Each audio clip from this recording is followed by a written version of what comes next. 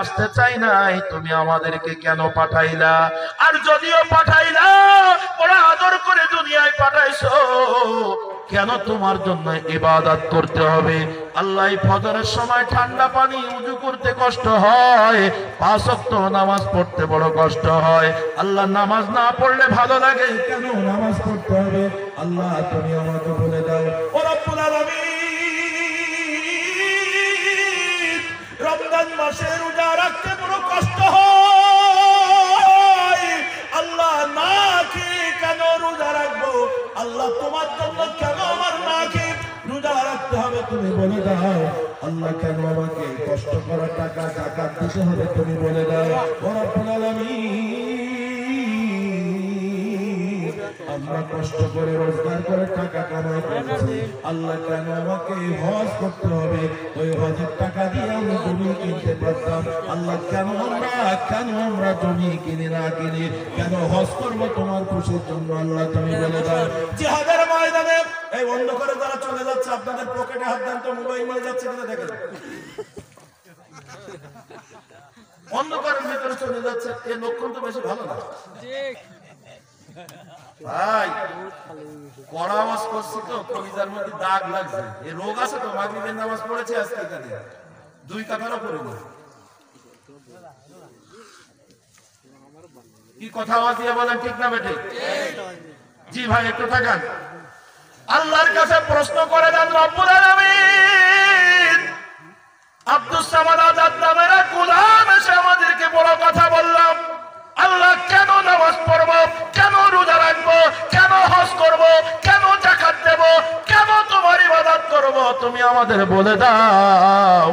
আমার মায়ের আল্লাহ জবাব দিচ্ছেন, বান্দা শোনো, ও বান্দা শোনো, আমি জান্নাত রেডি করে রেখেছি, তাই আমার জান্নাতে আসার জন্য তোমার ইবাদত কেন করতে বলেছে শোনো। আমার আল্লাহ বলছেন, কাইফা তাকফুরুনা বিল্লাহি ওয়া কুনতুম আমওয়াতান ফাআহয়াকুম সুম্মা ইউমীতুকুম সুম্মা ইউহয়িকুম সুম্মা ইলাইহি তুরজাউন। জোরে বলেন আল্লাহু আকবার। আল্লাহ রাব্বুল আলামিন বলেন, বান্দারে বড় আদর করে এই পৃথিবীতে তোমাকে বানিয়েছি, আমি আল্লাহ আমার সাথে কেমন করে তুমি নাফরমানি করো, আমি আল্লাহকে কেমন করে তুমি ভুলে যাও। ফজরের আযান হলে কেন তোমার ঘুম ভাঙে না? আযান দিলে কেন তুমি মসজিদে যাও না? ও নাফরমান, তুমি একটু তাকাও। অকুনতুম আমওয়াতা, তোমার তো প্রাণ ছিল না, তোমার জীবন ছিল না।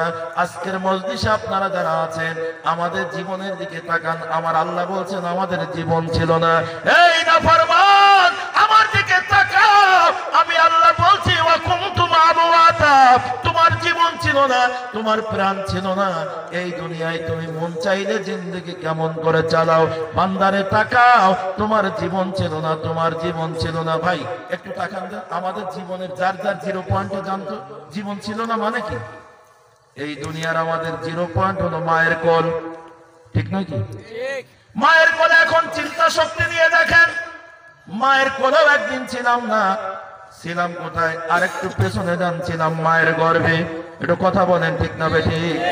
এখন মায়ের গর্ভে থাকার পরও তাকে দেখেন, আবার আমরা মায়ের গর্ভেও ছিলাম না। আমার আল্লাহ বলছেন, ওয়াকুনতুম আমওয়াতা, তোমার তো প্রাণ ছিল না, জীবন ছিল না। এদিকে তাকান, তোমার জীবন ছিল না, মায়ের গর্ভেও আমাদের জীবন ছিল না। আসলো কেমন করে? কোন একদিন আপনার আমার মা, আপনার আমার বাবা গভীর মিলন করেছে। বাবা আর মায়ের গভীর মিলনের ফলশ্রুতিতে বাবার শরীর থেকে আসা নাপাক পানি কোটি কোটি শুক্রাণু ধ্বংস করে দিয়ে আমার আল্লাহ একটা শুক্রাণুকে মায়ের রেহেমের ভিতরে জিন্দা রেখেছে। শুধু তাই না, আল্লাহু আকবার, প্রথম 40 দিনে বাবার নাপাক পানিটা আমার আল্লাহ গোলা জমাট বেঁধে দিয়েছে। আমার আল্লাহ বলছেন, কুনতুম আমওয়াতা, আমি আল্লাহ তখনও তোমার জীবন দেই নাই। এই বেঈমানের দল, আমি আল্লাহর গোলামি করতে তোর ভালো লাগে না, ইবাদত করতে তোর ভালো লাগে না। তোর বাবার নাপাক পানি দ্বিতীয় 40 দিন আমি প্রসেসিং করে ওটা আলাগ তৈরি করেছে একটা রক্তের ফোঁটা। আমি আল্লাহ তখনও তোর জীবন দেই নাই।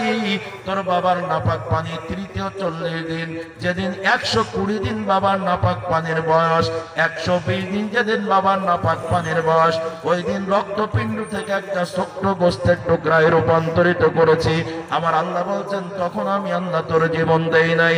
এমন সময় আলমে আরব রুহু জগতের ফেরেশতারা আল্লাহর কাছে এসে বলে, আল্লাহ গো, অমুক গ্রামে অমুক মেয়েটা, বাবার নাম অমুক, মায়ের নাম অমুক, অমুক পুরুষ কর্তৃক তার রেহেমের ভিতরে নাপাক পানির বয়স 120 দিন হয়ে গেছে, একটা গোস্তের টুকরা হয়ে গেছে। মুখাল্লাকাতিন, ওখানে কি একটা জীবন দেব, রূহ দেব? আল্লাহ যদি বলেন নাআম মুখাল্লাকাতিন, হ্যাঁ রূহ দাও, অথবা আমার আল্লাহ বলেন গায়রে মুখাল্লাকাতিন, না না রূহ দিও না, আল্লাহ তাআলার পারমিশনে ফেরেশতা মণ্ডলী রূহ জগৎ থেকে আপনার আমার এই রূহটা ফুৎকার করে দিলেন, এই জীবনটা আমরা পেলাম। এখন আপনারা বুঝে থাকলে বলেন তো, যখন আমাদের রূহটা দেওয়া হলো তখন কি আমাদের মা জানতো? কথা বলে দেন। আমার আব্বা জানতো?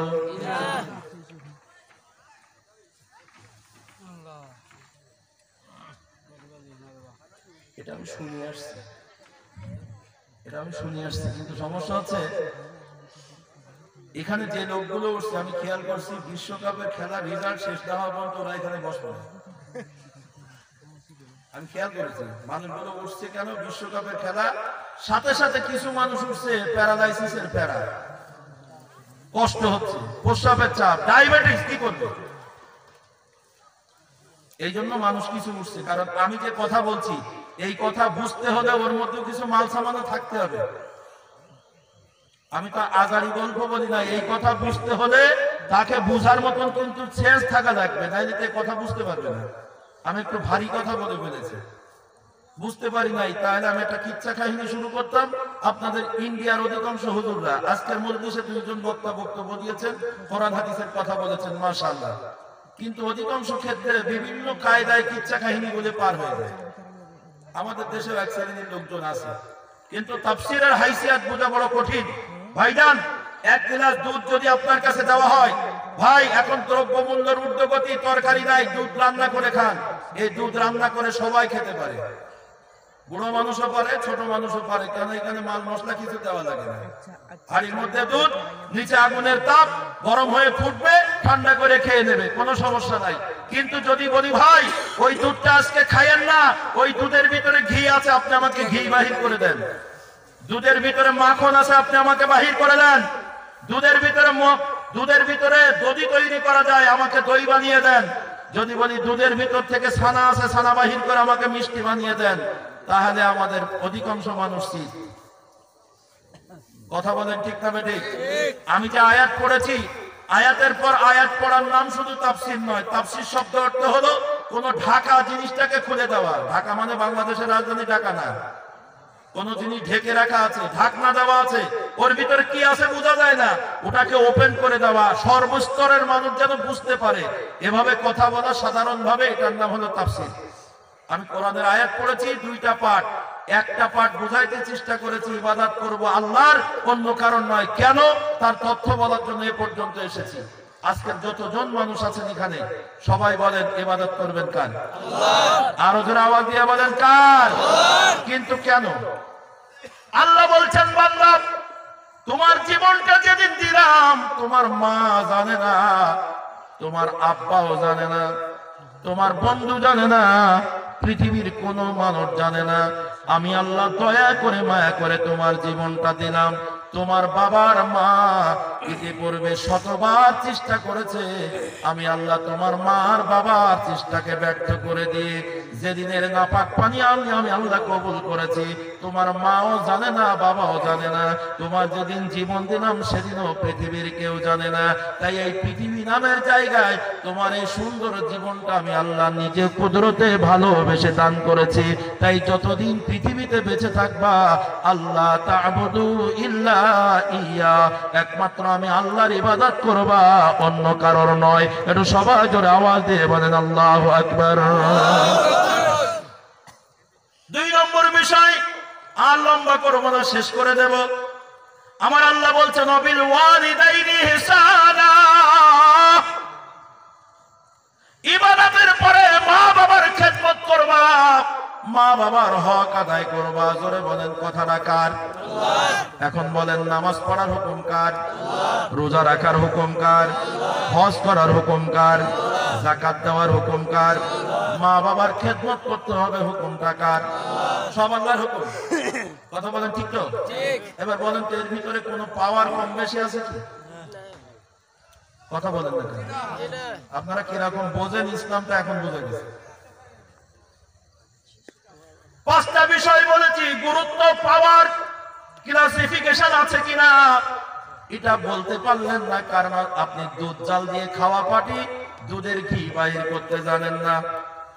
শোনেন, হজ ফরজ, প্রতিদিন ফরজ। কথা বলেন কয়দিন ফরজ? জীবনে একবার। 100 বছর যদি হায়াত পান, 1000 কোটি টাকার মালিক হন, একবার হজ করবেন, আপনার ফরজ আদায় হয়ে যাবে। জোরে বলেন আল্লাহু আকবার। আমার আল্লাহ হজের ব্যাপারে আর আপনাকে কোনো জিজ্ঞাসা করবেন না। আজকে সন্ধ্যার পরে আপনাদের মজলিসের দ্বিতীয় বক্তা যিনি ছিলেন, উনি অত্যন্ত মেধার সাথে তীক্ষ্ণ মেজাজে আস্তে আস্তে করে আপনাদের হজের ব্যাপারে, যাকাতের ব্যাপারে গুরুত্বপূর্ণ কথা বলেছেন। তাই আমি আপনাদেরকে রিপ্লে করছি, কথাটা শোনেন। হজ জীবনে একবার ফরজ, একবার হজ করবেন সারা জীবন, আর হজের ব্যাপারে আমার আল্লাহ জিজ্ঞাসা করবেন না। এখন আসেন, যাকাত ফরজ, প্রতিদিন ফরজ, বছরে একবার, বছরে একদিন। কথা বলেন ঠিক না বেটি? বছরে কয়দিন? বছরে একদিন যাকাত দিয়ে দিবেন, যাকাত আদায় হয়ে যাবে। এখন একটা অজানা কথা বলি, অনেকেই খবর রাখেন না। বলেন তো কয়দিনই এক বছর? 365। আরো জোরে বলেন। 365। ওরা রান্না বলতেন